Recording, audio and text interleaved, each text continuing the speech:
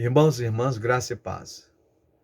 Vamos refletir o texto de Tiago, capítulo 1, versículos 2 e 3, que diz o seguinte: Meus irmãos, tende por motivo de toda alegria o passardes por várias provações, sabendo que a provação da vossa fé, uma vez confirmada, produz perseverança.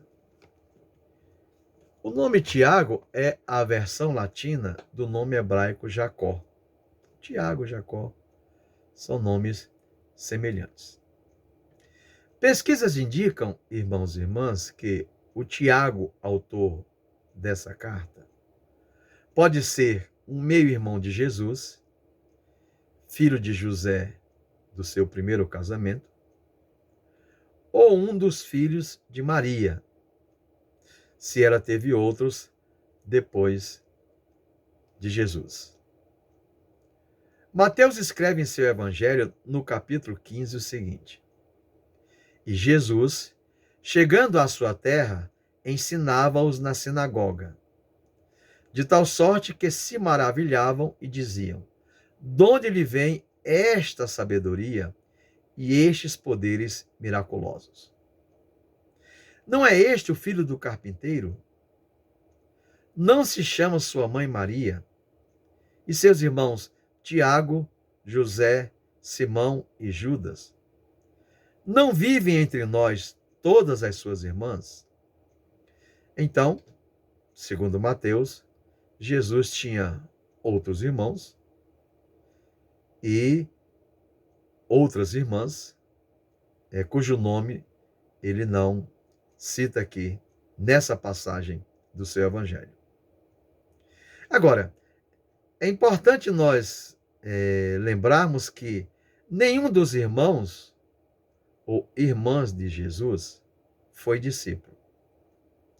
E João nos dá uma razão pela qual isso não foi possível. No capítulo 7 do seu evangelho. Ele escreve o seguinte: Dirigiram-se, pois, a ele os seus irmãos e lhe disseram: Deixa este lugar e vai para a Judéia, para que também os teus discípulos vejam as obras que fazes.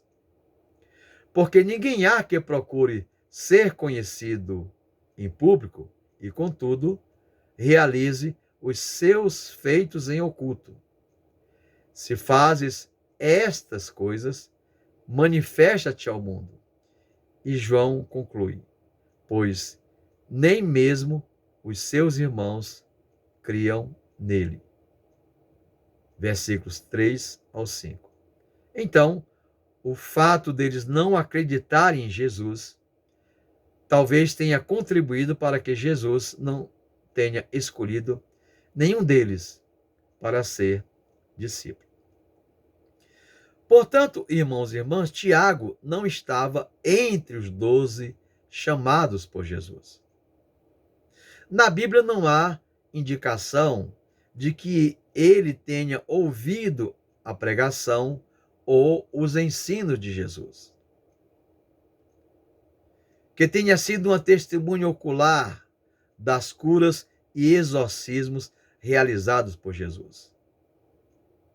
Tiago não seguiu Jesus para Jerusalém, na jornada que resultou em sua execução. Ele não estava presente na morte de Jesus. E também não reivindicou o corpo de Jesus para sepultamento. A impressão que temos, quando lemos o texto bíblico, é que, após a ressurreição de Jesus, Tiago entrou para o grupo dos discípulos, tornando-se líder posteriormente. Em 1 Coríntios 15, Paulo escreve o seguinte: ele afirma que Jesus foi visto por Tiago após a ressurreição. Assim como Pedro e ele mesmo, Paulo, tiveram uma visão com Jesus ressurreto. E em Gálatas 2, Paulo descreve um concílio realizado em Jerusalém. E menciona Tiago como o principal líder da Igreja de Cristo em Jerusalém. No texto que lemos, irmãos e irmãs, Tiago começa com uma exortação à perseverança. Tende por motivo de toda alegria o passar por várias provações.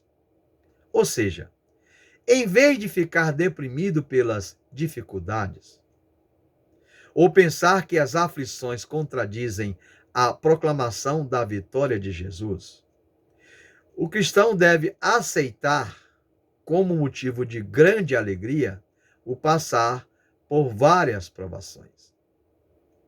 O termo usado por Tiago no original grego para tende por motivo pode ser traduzido por considerar.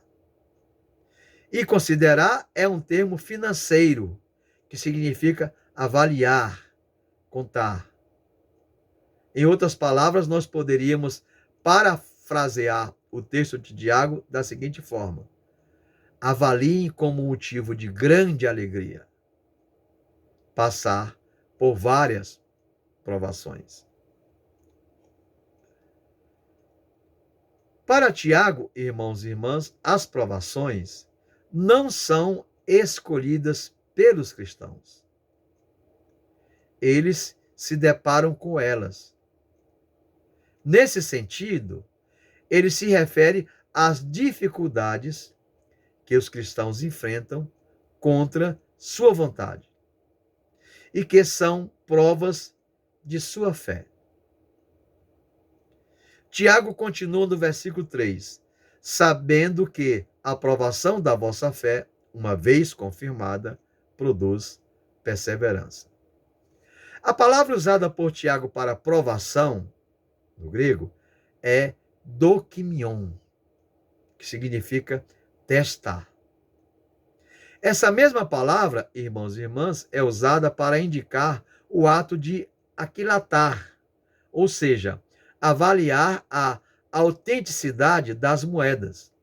Portanto, para Tiago, as provações testam a validade da nossa sinceridade, da nossa vitalidade e da nossa santidade em Deus.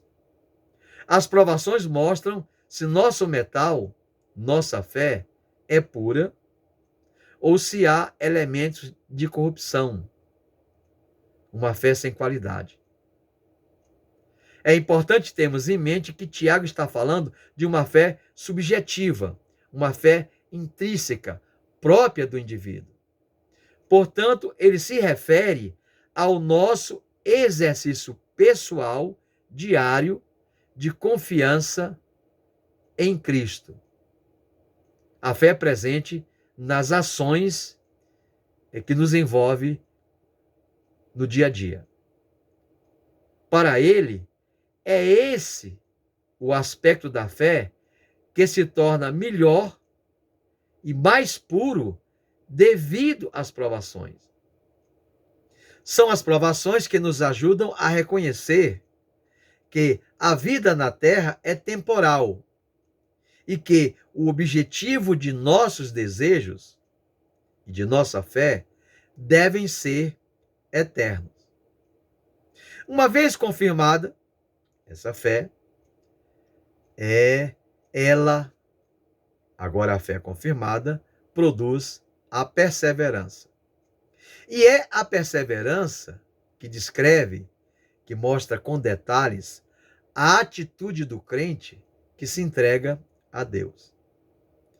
Por isso, para perseverança, Tiago utiliza a palavra hipomoné, que significa a ação de permanecer, ação de poder, ação de força e resistência. Portanto, a perseverança não é apenas paciência ou passividade. A perseverança, segundo Tiago, tem um sentido ativo. Perseverança é a firmeza ou a persistência do cristão em meio às provações. Portanto, irmãos e irmãs, são os confrontos que provam e abalam a fé, que criam firmeza e resistência da nossa fé. São as provações que modelam a nossa fé. São as provações que fortalecem a nossa fé.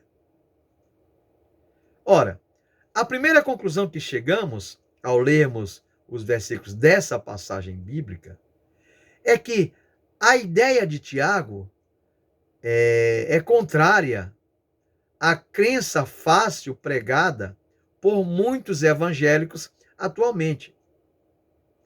Escutamos com muita frequência que basta alguém aceitar a Cristo como seu Salvador para que fiquem solucionados todos os seus problemas e lhe seja assegurada a prosperidade material.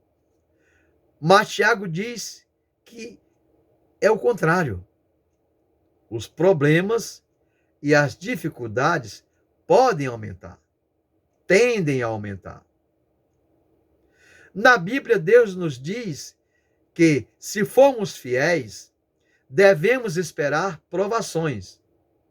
Portanto, a questão, irmãos e irmãs, não é se vamos passar por várias provações, mas sim quando isso vai acontecer. Quando vamos nos deparar com essas provações.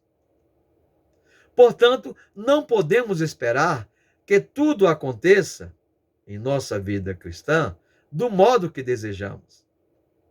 Pois algumas provações, algumas tribulações, sobrevêm pelo fato de sermos humanos. Enfermidades, acidentes, decepções, etc.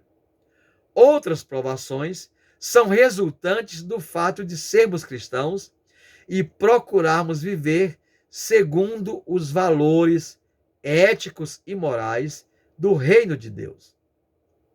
Portanto, quando enfrentamos provações, devemos avaliá-las à luz do que Deus está fazendo em nossas vidas. Pois são os nossos valores que definem as avaliações realizadas em momentos de provações ou tribulações. Quem valoriza o conforto e o bem-estar mais do que o caráter, considera as provações e tribulações perturbadoras.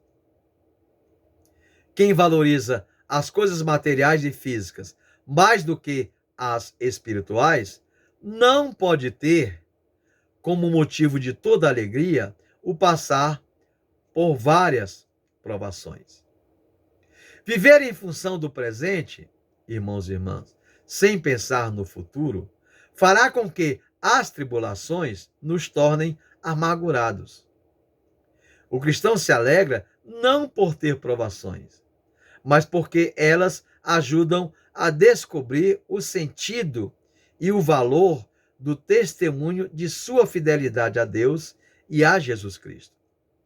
As provações e as tribulações abalam o entusiasmo infantil, romântico e descompromissado da fé. As provações e as tribulações, irmãos e irmãs, nos fazem perceber que a fé é compromisso, que exige transformação na pessoa e no contexto social em que vivemos. Não podemos nunca esquecer o que Jesus disse aos discípulos em João 16, 33. No mundo passais por aflições, mas tende bom ânimo.